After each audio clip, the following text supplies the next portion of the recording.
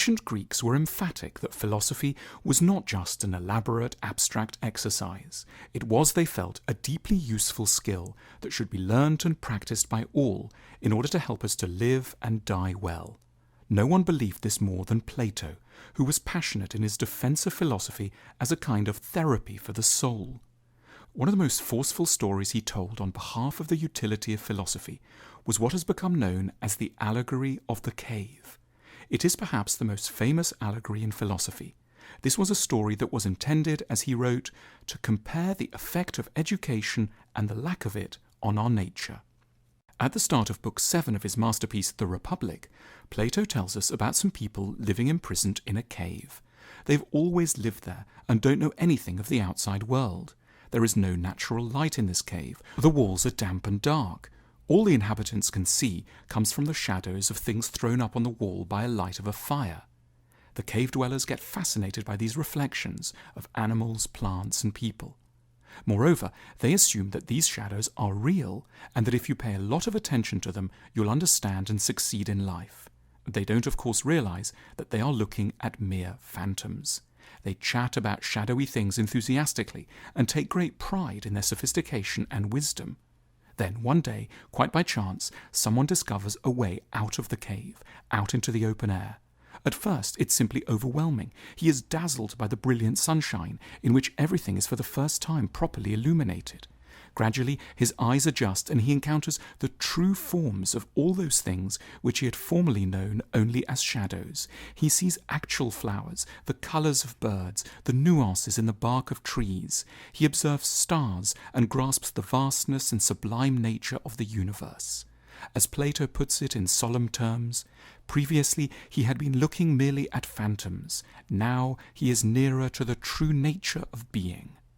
Out of compassion, this newly enlightened man decides to leave the sunlit upper world and makes his way back into the cave to try to help out his companions, who are still mired in confusion and error. Because he's become used to the bright upper world, he can hardly see anything underground. He stumbles along the damp, wet corridors and gets confused. He seems to the others totally unimpressive. When he in turn is unimpressed by them and insists on explaining what the sun is or what a real tree is like, the cave dwellers get sarcastic, then very angry, and eventually plot to kill him. The story of the cave is an allegory of the life of all enlightened people. The cave dwellers are humans before philosophy. The sun is the light of reason. The alienation of the returned philosopher is what all truth-tellers can expect when they take their knowledge back to people who have not devoted themselves to thinking. For Plato, we are all for much of our lives in shadow. Many of the things we get excited about, like fame, the perfect partner, a high-status job, are infinitely less real than we suppose. They are, for the most part, phantoms projected by our culture onto the walls of our fragile and flawed minds. But because everyone around us is insisting that they are genuine, we are taken in from a young age. It's not our fault individually. No one chooses to be in the cave. That's just where we happen to begin. We're all starting from a very difficult place. If, like the man in Plato's story, you bluntly tell people they're wrong, you get nowhere, you cause deep offence and may endanger your own life. Athens had, after all, recently put Socrates, Plato's friend, to death. Plato knew from close experience just what the cave dwellers might do to those who claim to know the sun.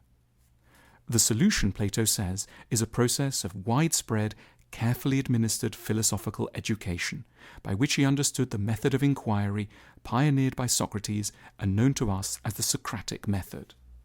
It's a very gentle process. You don't lecture or harangue or force someone to read a particular book.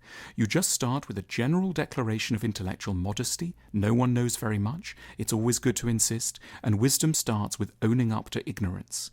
Confess that you don't know exactly what the government should do, what war is meant to achieve, or how good relationships work. You then get the other person to say what they think, and gradually, together, you investigate the answers. Most likely, the other person will be confident, or rather painfully, overconfident. They may tell you it's all quite simple, really, and everyone knows the answer already. You must be supremely patient with this kind of bravado.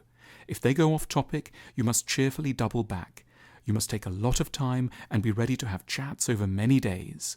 This method of talking is founded on a lovely confidence that with the right encouragement, people can eventually work out things for themselves and detect errors in their own reasoning if you carefully and quietly draw their attention to tricky points and don't cast blame or ever get annoyed. You never teach anyone anything by making them feel stupid, even if they are at first. We have all started in that cave, but it is Plato's deepest insight that we don't have to stay there, and the road out is called, quite simply, philosophy. This is the sun whose light we can follow, and by whose rays the proper nature of things can become clear. If you enjoy the films on this channel, you might want to hear about another smart, insightful channel we love called Wisecrack. Click here to visit their channel page and discover a succession of videos on world literature, philosophy, cinema, history, and more, all delivered with a playful, beguiling sense of humour. They're in LA, we're here in London, but the School of Life and Wisecrack have become firm friends based around shared values about making education compelling. We'd love you to befriend us both in turn.